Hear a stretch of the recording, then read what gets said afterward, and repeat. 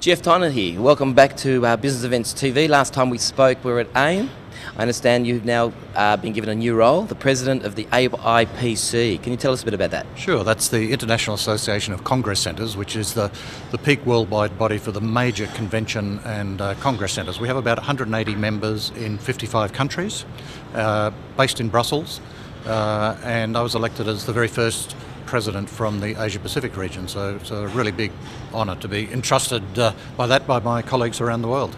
And what do you think they chose you for? Well, I've been on the board now for quite some time, so I know the workings of the association, and probably the fact that I work in a number of different countries, where most of our venues, just based in one city. So hopefully, what they saw was that I can bring a global perspective to an association, which is in very good shape financially, and now we're in a position to expand our programs of both advocacy and professional development and training for our members. Excellent. Now, bringing it back to Sydney, can you give us an update on the new ICC and the Sydney Exhibition Centre at Glebe Island? Certainly. Last time we spoke, it was just not so long after the appointment of our consortium as the developers of the Darling Harbour Live precinct and the ICC. Our pre-opening plan and period, the 3-year period, commences officially at the start of this year when the project achieves financial close. But we've been quite busy already this year in a number of areas, predominantly working on the detailed design. There's an enormous amount of fine-tuning and development of the design, and we've had people working full-time on that. We've set out to create at least the first level of awareness that there's a new project, a new venue, a new name, a new operator happening in Sydney at the end of 2016, just creating awareness in Australia and globally with that. And to a great extent, we've worked in conjunction with BES Sydney on that, doing industry and media briefings.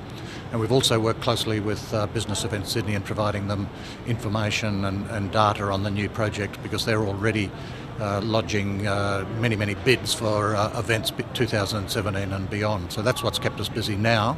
And then for the balance of this year, and then early next year, end of this year, early next year, our full and formal pre-opening plan will kick in, and the recruitment of the new team starts from then as well. And what would be your next major milestone? The next major milestone for us would be achieving financial close, which will be round about the same time that the existing venue stops and the demolishment starts. So from the beginning of next year, we will have established our pre-opening office in Sydney, and then we'll start the recruiting program, of the 300-odd full-time staff that then continues from then right through until just a couple of months before opening at the end of 2016, commencement of 2017.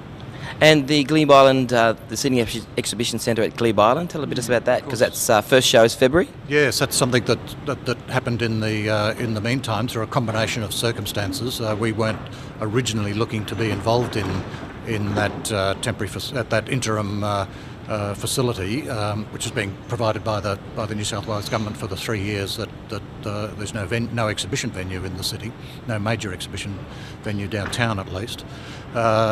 So we stepped in to operate that at very short notice, and there's been a very interactive process involving the government through INSW, through Business Events Sydney, the industry itself, AAA, ourselves, and the facilities on a boat on its way over from London will be constructed through the balance of this year, and yes, the first event in the first week in February.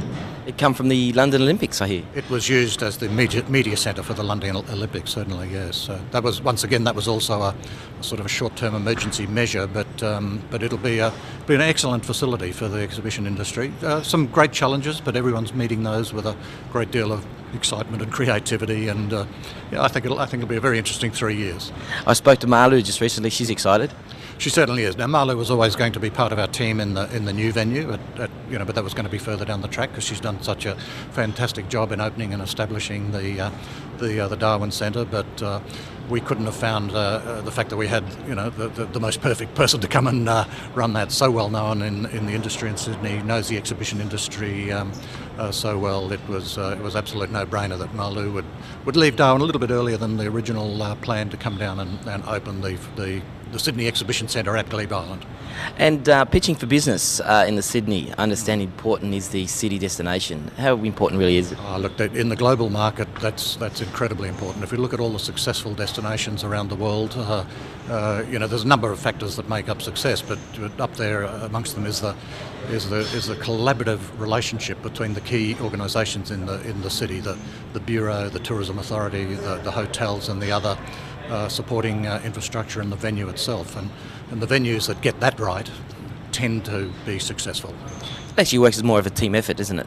Absolutely, and because clients pick up on that as well. They know that that if all the oars are in the water in the city that they're going to, that greatly increases the success, the opportunity for success for their event. And Sydney's very well placed in that regard. As I mentioned, we're all working very closely with Business Events Sydney. Destination New South Wales is a very important part of that mix as well. And progressively, when we're in place more formally from next year on, we'll be dealing with the industry and the hoteliers and developing that close partnership as well. And once the ICC is built, who do you think would be the major competitors for them? Well, the competitor set is probably different in each market segment. When you're competing for international conventions, quite often it's just one Australian destination. You might be competing against other Asia Pacific destinations. If it's an Asia Pacific choice, Singapore, Hong Kong, Kuala Lumpur, a couple of emerging destinations in China. So some great destinations, great facilities. They also have some great venues.